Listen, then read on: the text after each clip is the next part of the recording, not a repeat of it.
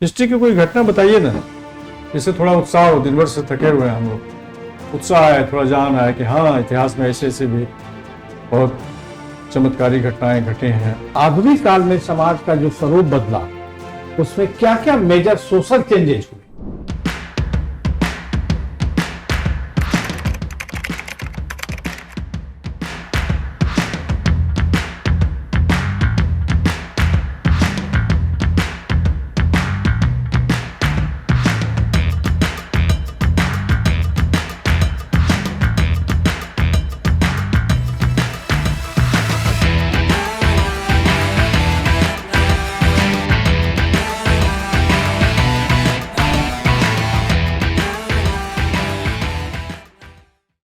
मैं coming sir. आइए, 2023 में आपने हिस्ट्री में किया ग्रेजुएशन? जी।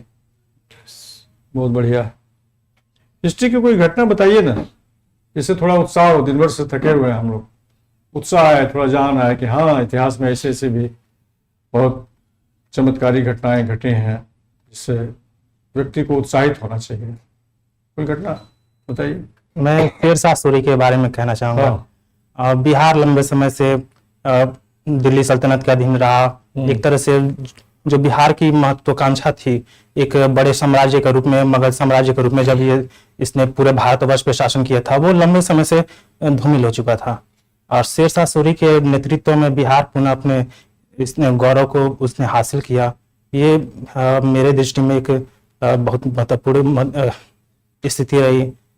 दूसरा, अगर हम स्वतंत्रता संग्राम के दौरान देखते हैं तो हमारे जिले से ही डॉक्टर राजेंद्र प्रसाद जी, इन्होंने स्वतंत्रता संग्राम में बहुत महत्वपूर्ण योगदान दिया और अंत में देश के प्रथम राष्ट्रपति बनकर। जी, बहुत अच्छा, बहुत बढ़िया उदाहरण आपने दिया। शेरशाह सूरी ने रिफॉर्म किया, बहुत से निर्माण कार्य किया। जीटी रोय भी जी उसी पर जी सारे वो प्रिंटिंग पेंटिंग हो रहे हैं। सर। बहुत अच्छा। बिहार प्रशासनिक सेवा में डिप्टी सुपरिटेंडेंट ऑफ पुलिस, क्या बात। जी सर। बिहार की विधि व्यवस्था आज कहाँ है? कुछ कमी आपको दिखती है? ध्यान आकृष्ट कीजिए। सर, विधि व्यवस्था में पहली समस्या जो है कि लोग पुलिस से डरते हैं।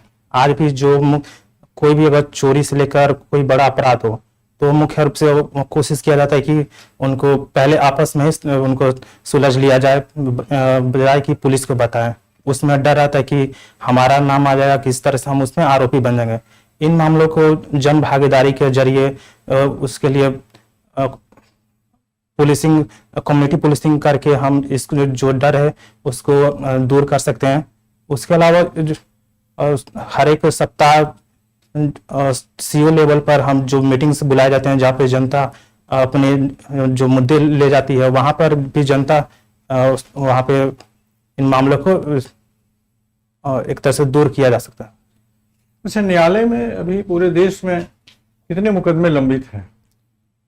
सर, लगभग 5 करोड़ से ज्यादा मामले। तो उसमें पुलिस पक्ष की उदासीनता के चलते भी बहुत से मुकदमे लंबित हैं। जी सर।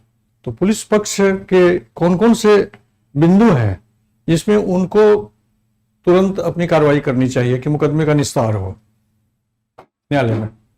सर, जहाँ कुछ व्यक्तिगत स्तर पे अभी इसमें समस्या है, जहाँ पे कुछ जगहों पे मामलों को लंबा खींचने की कोशिश की जाती है पुलिस में व्यक्तिगत स्तर पे, और कुछ वकीलों के बीच जो साठगांठ होता है, इस कारण से अदालत में मामले लंबे खींच जाते हैं। इसके लिए कोशिश की जा सकती है कि विभागीय स्तर पर डिजिटल ट्रांसपेरेंसी, एआई का इस्तेमाल किया जाए, जिससे अकाउंटेबिलिटी इससे में इंश्योर किया जा सके। इसमें टाइम लिमिट का भी कॉन्सेप्ट हम ला सकते हैं कि जो नए अभी भारतीय न्याय संहिता में जो प्रावधान लाए गए हैं कि आपको कानूनों को मद्देनजर रखते हुए उनमें पहले जो इंस्पेक्शन करनी है किसी भी मामले की, उसको जल्दी निर्धारित समय के अंदर किया जाए और उसमें क्या कंक्लूजन्स दिया जा सकते हैं, इस पर पहल की जाए।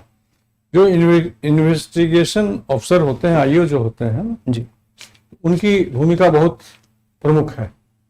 वो जितना जल्दी जांच करके प्रतिवेदन देंगे वो आगे बढ़ते जाएगा। थानेदार यदि हैं तो देंगे वो अपने ऊपर के अधिकारी को, फिर ऊपर के अधिकारियों को देते देते फिर अप्रूवल होगा, फिर वो न्यायालय में समर्पित किया जाएगा। जी। अभी गृह मंत्री कौन है बिहार के? श्री सम्राट चौधरी जी। सम्राट चौधरी। और कृषि मंत्री? सॉरी सर, मैं रिकॉल नहीं कर पा रहा। बिहार का बजट साइज कितना है? 3.17 लाख करोड़। ठीक, बहुत अच्छा। सबसे बजट का सबसे अधिक राशि किस क्षेत्र में व्यय किया जाता है? सर शिक्षा में लगभग 20%। बहुत बढ़िया। सबसे लिटरेट डिस्ट्रिक्ट, लिटरेसी रेट जिसका हाई है वो कौन जिला है? सर रोहतास। उससे ससुरी कहाँ से रिलेटेड है? सर रोहतास है। रोहतास से। जी। और दोनों में आपने हिस्ट्री से ही किया है, Deendayal sir Dayal Singh college. College new Delhi से। जी सर। और फिजिक्स केमिस्ट्री मैथ से इंटर किया। जी कैसे, क्यों शिफ्ट कर गए?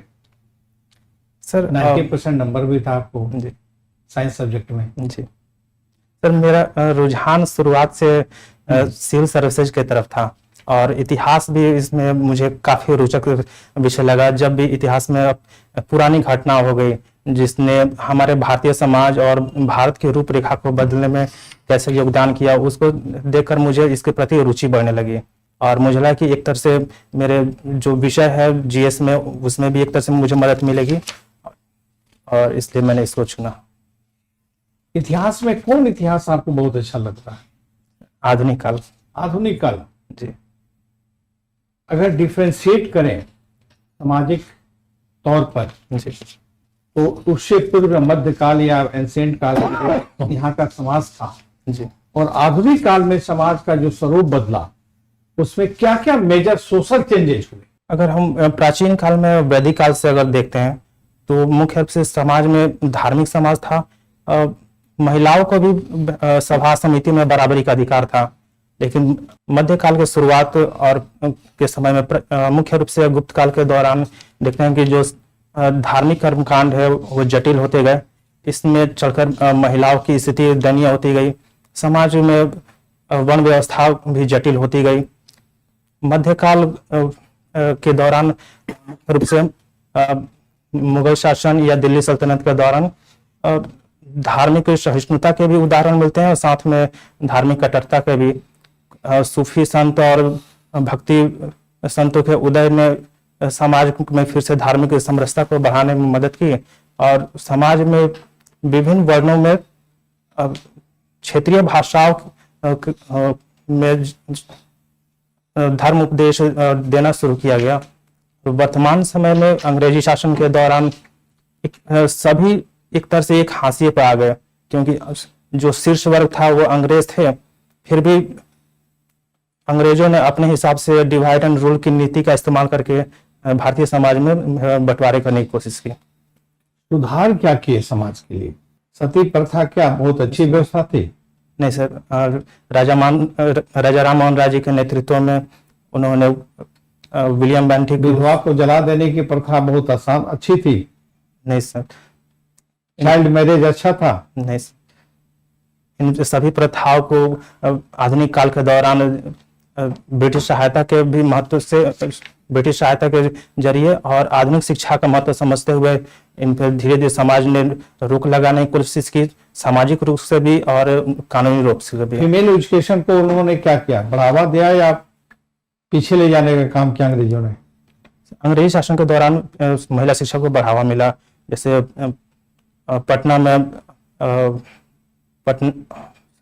स्कूल का नाम तो आपको कैबिनेट मिशन क्या था? 1946 में क्लेमेंट एटली जो ब्रिटेन के प्रधानमंत्री बने, उन्होंने कैबिनेट मिशन भेजा कि उसका मुख्य उद्देश्य था कि भारत को एक रूप रखते हुए भारत के एक संविधान सभा बनाने की प्रस्तावना थी और भारत को किस तरह आजादी दी जाएगी इस पर चर्चा करनी थी। इन सिविल डिसोबीडियंस का क्या मुख्य कारण? 1930 में भारत में स्थिति निम्नलिखित थी।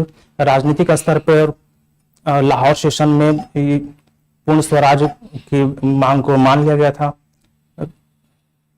और मंदी का आर्थिक मंदी जो पूरे विश्व में थी उसका असर भारत में भी देखने को मिल रहा था। उसके अलावा अंग्रेजी शासन किसी भी तरह से हमें कोई अधिकार देने के पक्ष में नहीं थी। महात्मा गांधी जी ने इन मुद्दों को ध्यान में रखते हुए एक सबसे अहम मुद्दा चुना जो सभी लोगों को, चाहे अमीर हो गरीब हो, सबको प्रभावित करता था। वो था नमक का मुद्दा। और इस मुद्दे को उठाकर उन्होंने एक सविनय अवज्ञा आंदोलन की शुरुआत की, जिसमें उन्होंने ब्रिटिश कानून का तरह से निरादर किया। और चलिए, SC/ST वेलफेयर डिपार्टमेंट है बिहार में, जी नाम सुना है? जी सफल विद्यार्थी जो पीटी क्वालिफाई कर जाते हैं उनके लिए कुछ राशि देती है गवर्नमेंट। कितनी राशि है? 50,000। आपने लिया है? जी 50,000। जी क्या खर्च किया उसका? सर, वर्तमान में मेरे नाना जी की तबीयत खराब हो गई थी, उनका उसमें दे दिया। जी। चलिए, स्कूल भी चलाती है, हॉस्टल्स भी चलाती है। कहीं का स्कूल हॉस्टल देखा आपने? सर मैं प्रश्न नहीं समझा। SC/ST वेलफेयर डिपार्टमेंट के स्कूल और हॉस्टल भी चलते हैं। नहीं सर, नहीं देखा। सीवान में 4 हॉस्टल्स हैं, स्कूल भी है लड़कियों के लिए। जी चलिए, कभी मौका मिलेगा जाइएगा, देखिएगा। अच्छी जगह, गांधी मैदान के पास ही है। जी। अच्छा, ये पूना पैक्ट क्या था? 1932 में पूना पैक्ट हुआ। इसके मुख्य प्रावधान थे कि जो अनुसूचित जो हरिजन थे या जो वंचित वर्ग थे उनको अंग्रेजी सरकार ने कम्युनल अवार्ड में उनके लिए सेपरेट इलेक्टोरेट की व्यवस्था की थी। इसको लेकर गांधी जी अनशन पे थे और अनशन पे थे कि ये इससे हिंदू समाज आपस में बच जाएगा। लेकिन अम्बेडकर जी का मानना था कि ये इस समाज के उत्थान के लिए काफी आवश्यक है। अंत में इस पे समझौता हुआ कि हम दलित समाज के लिए अलग सीटों का प्रावधान ना करके संयुक्त जो सामान्य सीटें हैं उनमें ही उनके लिए सीटें रिजर्व कर दी जाएगी। गांधी जी की तरफ से मदन मोहन मालवीय जी ने इस पर सिग्नेचर किए और दलित समाज की तरफ से डॉक्टर अम्बेडकर ने। क्या आप इसे कैसा मानते हैं? अगर दीर्घ समय में देखा जाए तो समाज को बंटने से इसने बचाया और जो सीटें रिजर्व हुई इससे दलित समाज के उत्थान का भी जो मसला है वो भी एक तरह से सॉल्व हो गया। 1932 में बता रहे हैं, है ना? जी। 30 का दशक था और आज लगभग 30 आने जा रहा है। जी। अब बताइए कितना उत्थान हुआ? आज भी सर जो सीटें रिजर्व है मुख्यतः उन्हीं से ही दलित समाज के उम्मीदवार चुनाव लड़ते हैं। कुछ स्तर तो पर लेकिन मैं ये पूछ रहा हूँ कि उत्थान कितना हो? सर राजनीतिक स्तर पर समुदाय का कुछ स्तर पर उत्थान हुआ है, लेकिन पूर्ण रूप से अभी इसमें काफी समस्याएं हैं। जैसे कि अगर हम ओबीसी से तुलना करते हैं तो वहाँ पे कैटेगराइजेशन होने जाने के कारण किसी से करना ही नहीं, उसमें तो बहुसंख्यक लोग आज भी जो है अच्छी स्थिति में नहीं है। जी सर, इसका फायदा कुछ चुनिंदे परिवार जी को सर। ही हुआ है। वही मैं कह तो दूसरे से कुछ तुलना नहीं करना है। गिने चुने ही परिवार देखना इसमें कि आगे बढ़ रहे हैं। अधिकांश लोग अभी भी आज पीछे हैं। भी उस खराब स्थिति में कुछ चुनिंदे लोग हैं जिनको फायदा हुआ है और वही परिवार जो है उसका फायदा ले रहा है, दूसरे लोग तो नहीं ले रहे। जी सर। तो मैं यही जानना चाह रहा हूँ कि अगर आपको बोला जाए कोई अल्टरनेटिव उपाय तो आप क्या सुझाएंगे? सर कैटेगराइजेशन करना एक तरह से SC/ST ग्रुपिंग का, जिससे जो समाज इसमें बेनिफिट उठा चुका है उनकी संख्या को सीमित कर देना, ताकि जो उस पूरे समाज में जो वंचित समाज है उसके लिए ज्यादा संसाधन उपलब्ध हो कि वो भी उसमें बराबर। कैटेगराइजेशन चाहेंगे कि उसके साथ साथ दो चीजें क्रीमी लेयर भी चाहिए? दलित समाज में क्रीमी लेयर के जो मुद्दा है वो काफी संवेदनशील है। नहीं, बात वोट की तो हो ही नहीं रही सर। यहाँ पर बात इंटेलेक्चुअल बातचीत है। जी। आप मुझे ये बताइए, कैटेगराइजेशन हो गया जी। लेकिन अब क्या होगा कि उस कैटेगरी में ही कुछ लोग जो है उसका फायदा लेते रहेंगे हमेशा। अगर क्रीमी लेयर का कॉन्सेप्ट आ गया तो उसको एक्सक्लूड कर दिया जाएगा, रेस जिसको नहीं मिला उसको मिलेगा। तो आपका परामर्श क्या है? सर अभी सुप्रीम कोर्ट का इस पे एक निर्देश आया है दलविंदर सिंह बनाम पंजाब सरकार के मामले में, जहाँ पे सुप्रीम कोर्ट ने कैटेगराइजेशन को ही सही ठहराया है कि अगर पूरे SC ST जो समुदाय है उसमें अगर कुछ वर्ग ही अगर पूरी संसाधनों का लाभ उठा रहे हैं तो उनके लिए जो लिमिट कर देते हैं उसमें कुछ प्रतिशत में, ताकि जो पूरा वंचित समाज है वो जो बची हुई संसाधन है मतलब आप उसका। कैटेगरी के अंतर्गत आप क्रीमी लेयर का नहीं चाहते? नहीं सर, हाँ, नहीं क्योंकि आप लाभ किस कारण? नहीं सर। तो फिर किस कारण? सर अगर कैटेगरी में अगर सिर्फ धन के आधार पर भी करते हैं तो भी जो भेदभाव है वो धन देख कर नहीं होता है। भेदभाव तो तब भी होगा जब रिजर्वेशन मिलता रहेगा,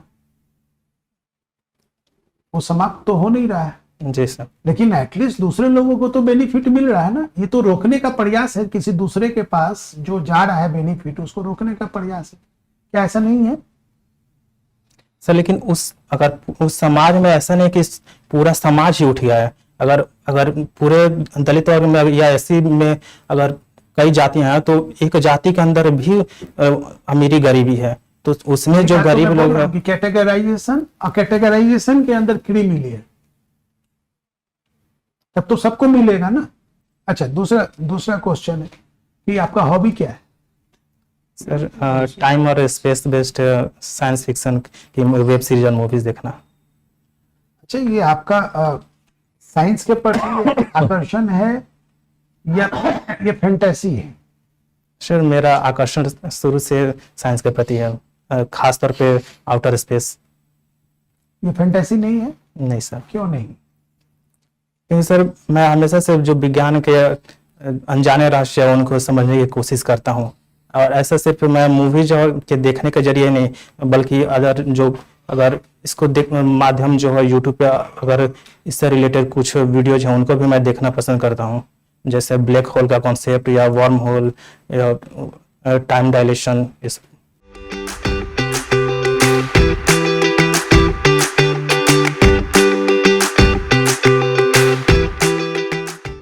आपसे बात होगी अंकित, जी सर। बहुत बुद्धिमत्तापूर्ण आपने सब प्रश्नों का जवाब दिया है, कुछ को छोड़ करके। तो स्टडी बेस्ड हैं आप, अच्छी जगह से आपकी पढ़ाई हुई है, इसको मेंटेन रखना है जी, और इसमें ऐड करना है।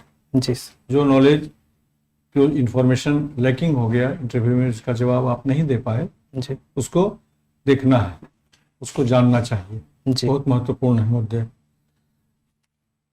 थोड़ा सा पर्सनालिटी टेस्ट में क्या है कि बहुत जल्दी जल्दी जो बोलने की आपकी आदत होगी तो उसको थोड़ा सा गति कम कीजिए। जी सर। स्पीड ज्यादा है बोलने की, धीरे धीरे। कभी कभी ज्यादा बोलने से क्या होता है ना, धीरे जल्दी बोलते बोलते कुछ अच्छी चीजें छूट जाती हैं, जी, है ना, फैक्ट्स रह जाते हैं, तो कंप्लीट आंसर नहीं हो पाता।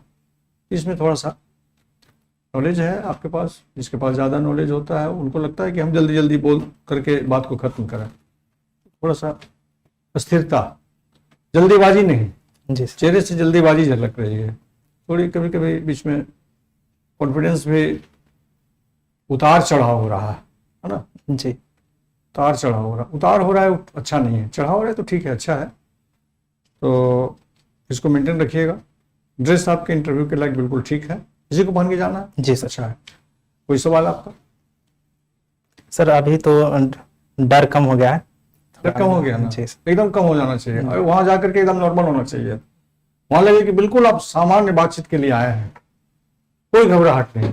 घबराएंगे कॉन्फिडेंस कम हो जाएगा, फिर आपका मेमोरी थोड़ा सा लैकिंग हो जाएगा, जी सर। ठीक से कन्वर्सेशन नहीं होगा, ठीक से आप सवाल सुनेंगे नहीं, आप चिंतातुर रहेंगे, फिर जवाब कैसे देंगे? जो प्रश्न आपसे पूछा गया था उसका उद्देश्य ये था कि विषय की समझ है कि नहीं, दूसरी बात कि आप विचलित होते हैं या नहीं, तीसरा इंडिपेंडेंट आपका किसी सब्जेक्ट पर अपना सोच है कि नहीं और उसका परिचय आप दे रहे हैं कि नहीं, और बैलेंस्ड व्यू है, सबके प्रति एक आपका विचार कैसा है, जी, है ना। किसी का आप जो तर्क दे रहे थे मैं उसको काट दे रहा था, फिर उसके बाद आपके पास जवाब ही नहीं होता था। कोई प्रश्न आपका? सर वही वाला प्रश्न था, आप ही का प्रश्न क्या? उसमें सर तो आखिर मैं कहाँ तक उसको मतलब अपनी बात नहीं अभी सुप्रीम कोर्ट का जो डिसीजन अभी आया है, जज बोले ना उसके जी। चीफ जस्टिस जो थे, जी उसी को कोर्ट कीजिए। क्योंकि हम जो भी अच्छा चीज हो वो इन्फॉर्म्ड जो ओपिनियन है हम उसको रख दे, अधिक बेहतर होगा। सर तो मैंने रखा, लेकिन आपने उसमें फिर से जो कैटेगराइजेशन ऑन क्या रखा? कैटेगराइजेशन की आपने बात जो होती, creamy layer वाली बात की बात कर दिया उन्होंने।